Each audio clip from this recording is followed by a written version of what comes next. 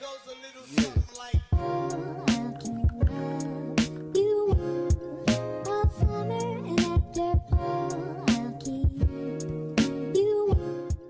Hello, literates. I'm Britt Ryderly. Welcome back to Writer's Ambition. So, today I am making a booktube tag. It's called the Sweeten the Blow tag. I already made one for AuthorTube. I'm making a booktube edition. So, let's get into it. I am making slutty brownies today. I love slutty brownies because they're so easy to make when they look so fancy. So, I usually make them, or I used to make them in an actual brownie in a pan, but one, I'm making them for a picnic today, so it's just easier to make them in a muffin tin. And two, that's about it. Let's do it. Number one, what is your most disappointed read this year that you expected to love? For me, that is A Blade So Black by L.L. McKinney. So, first of all, I love L.L. McKinney. In theory, I don't know the woman, but on Twitter, she's hilarious. She's hilarious. I love it. Love to see it. Y'all know I love a good read, and she reads people like it's her job. Love to see it.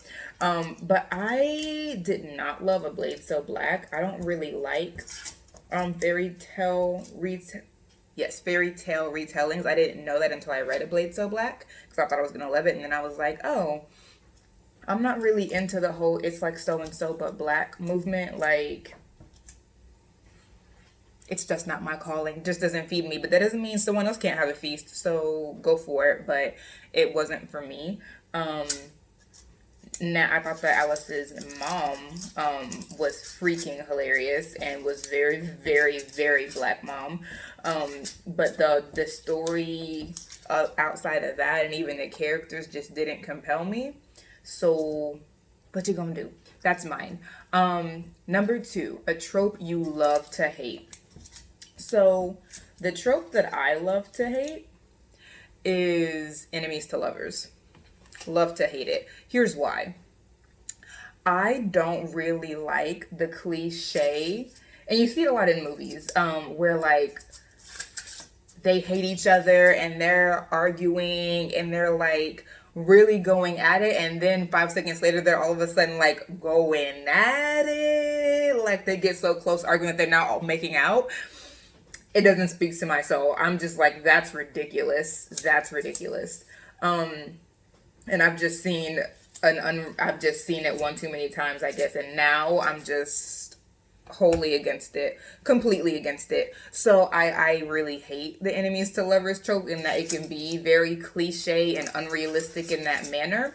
However, the reason I love to hate it is that when done better than that, when it's not just one big, it's going to be messy, so be prepared for that, especially if your cookie dough starts to melt. It's not a problem if it starts to melt, but it's just going to start to stick to your fingers a little bit.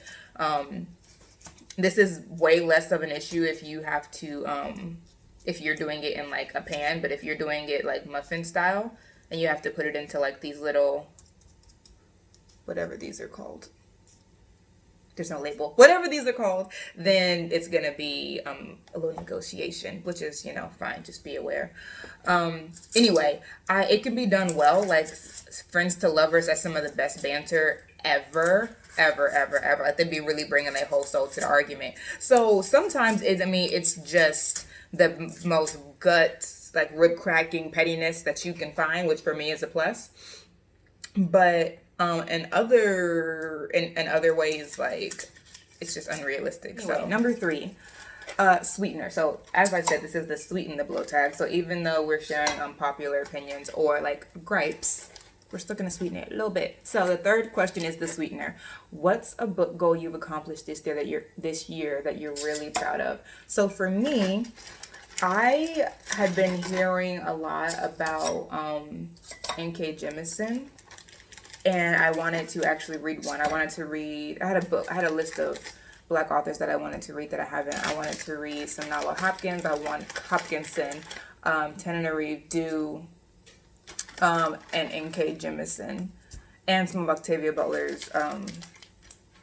Just read more of Octavia Butler than I had before. I've only read Kindred to this point. Maybe I'll give me. I've only read Kindred to this point. So I wanted to read more. So I read N.K. Jemisin. I read, or I'm reading, I started her Inheritance trilogy. Oh my gosh, y'all, it's so good. I've read the first one, The 100,000 Kingdoms. It was definitely something I had to get used to. I was like, this is high fantasy. Like, this is not just some regular adult fantasy. Like, this is high fantasy, world building spectacular. N.K. Jemisin is 1000% a boss, and now I'm on the Broken King, which is the second one, and I'm devouring it. I love it so much. Oh my gosh, that's perfect. Favor. And question number 4. One thing you're tired of hearing in the book community. I'm tired of hearing that books are or should be apolitical spaces. Tired of it. Tired of it. Hang it up. Flat screen. It's not true. It's never true. And we could talk about this for a long time, but we won't. Here's all I'll say. Anything that at one time, any benign thing, and benign even is a loaded word, but I'll just say the thing. Anything that at one time was illegal only for a certain group of people and was punishable by death is political. So I think we're due for another sweetener. So question number 5, or the 5th prompt, is lift up 2 channels that you really like. So for me, it is lit_Nana. It's Nana's channel. We started our channels at about the same time, and we've just been supporting each other's channels ever since. Nana is a great creator. Her editing is amazing. Her editing is freaking amazing. She always has like really cool vibe music, and just really cute, very like, as a viewer, it just feels very intuitive, that like what the editing choices she makes just feel very smooth, cool, like it's not jarring, it's just fabulous. So you should definitely check out her channel, and she reads really great books, period. Go check it out. I'll link it in the description. And the second is the Cerebral Hedonist, which is Harley's channel. And Harley's channel is the first of its kind that I've seen. And as I told them, it's just a permission for me, at least, to do things that I didn't think that I could do on BookTube, like write essays. Now, obviously, I'm a graduate student. I can write essays, but I just didn't know it was okay to present in that sort of essay format on BookTube.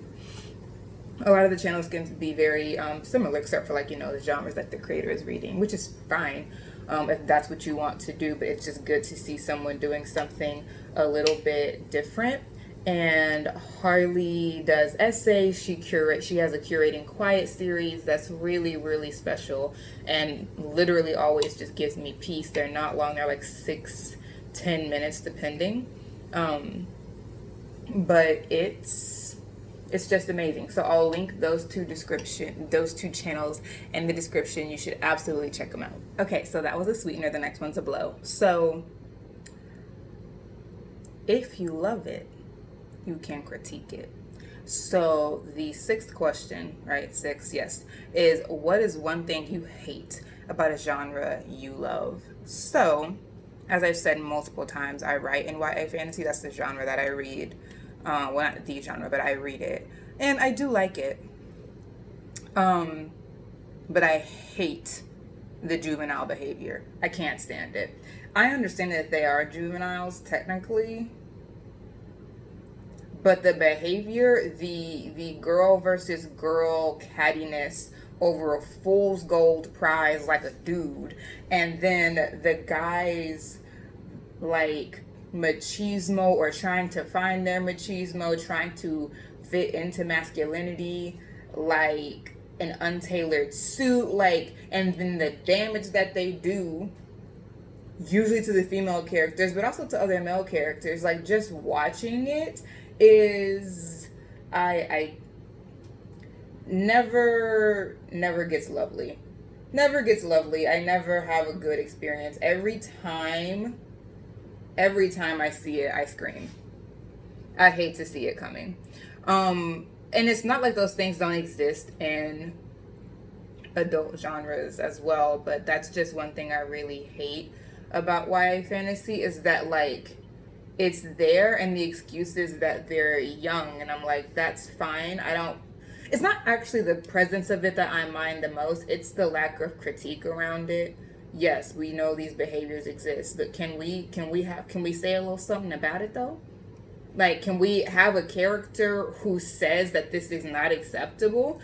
And mostly the answer is no. I have seen some that like either don't really include that kind of behavior or they just don't uplift it.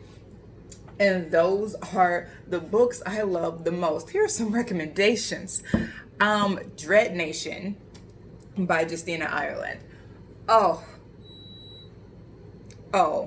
I love it so. Dread Nation and Deathless Divide by Justina Ireland, that sequel. I love it. I love Jane. I love Catherine. I did a good that was the first Goodreads review I actually did, and I love it.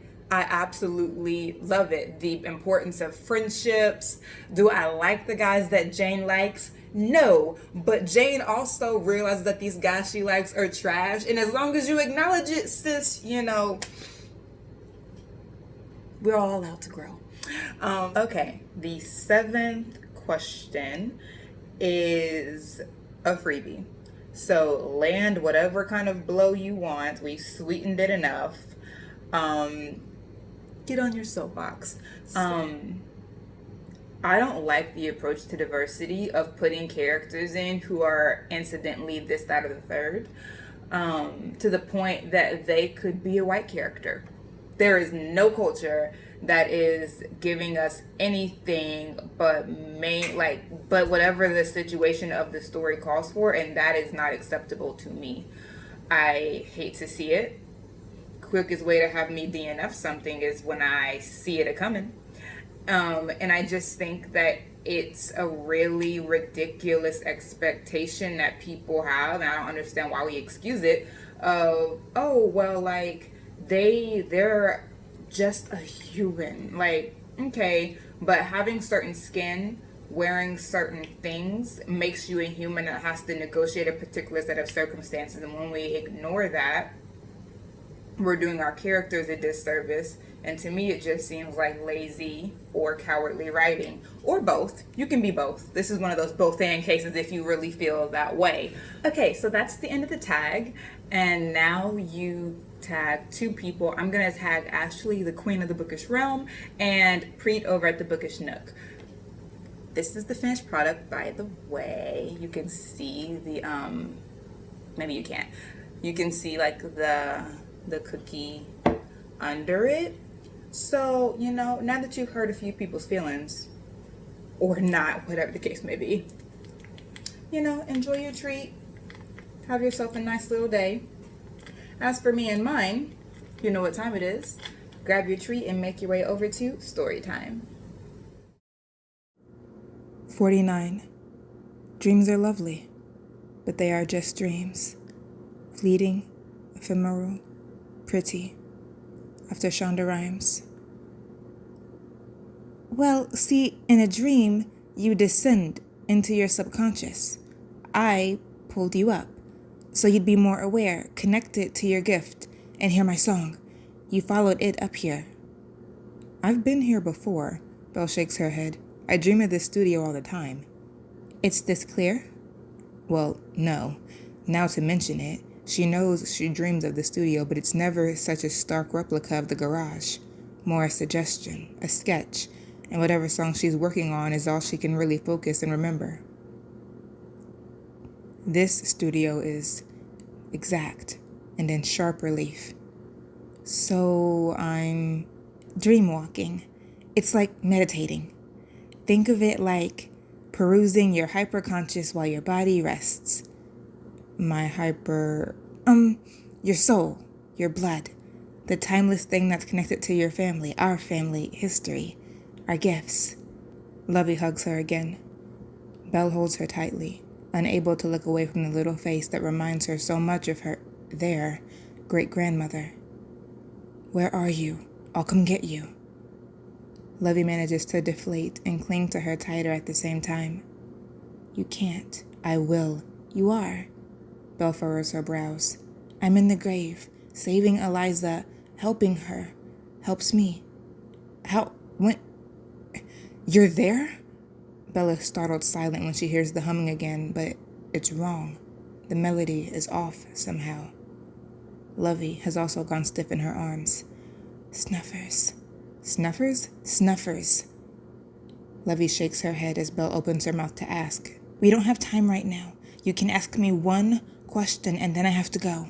It's dangerous for me to leave the grave, even this way. Someone might notice and track me to you. Don't you worry about me. I'm the big sister. Well, not the big sister. Is that your question? Lovey looks up at her, big eyes mischievous. No. Belle scrunches her nose and kisses Lovey's forehead. That song, the one you were singing, not the Snuffers, Lovey supplies. Right. When you came in, the melody, that was it, but the words, they weren't the ones I was thinking of. Of course, I was singing my song. You have your own. And I know that wasn't a question. No more freebies. Lovey giggles, but Belle can tell the girl really is getting skittish, and much as she doesn't want to let her go, she wants to put her in danger even less. Is your song, or mine, how we can meet here again? Lovey winks and pushes solidly away from Belle, sending her flying down and away. As the darkness of unconsciousness rushes up to meet her, she hears Lovey whisper, Yes. Reach your full potential every Tuesday with Britt Riderly's Writer's Ambition. Then embrace adventure every Tuesday, Wednesday, and Thursday with Eliza Black. Don't leave us hanging. We'll see you soon.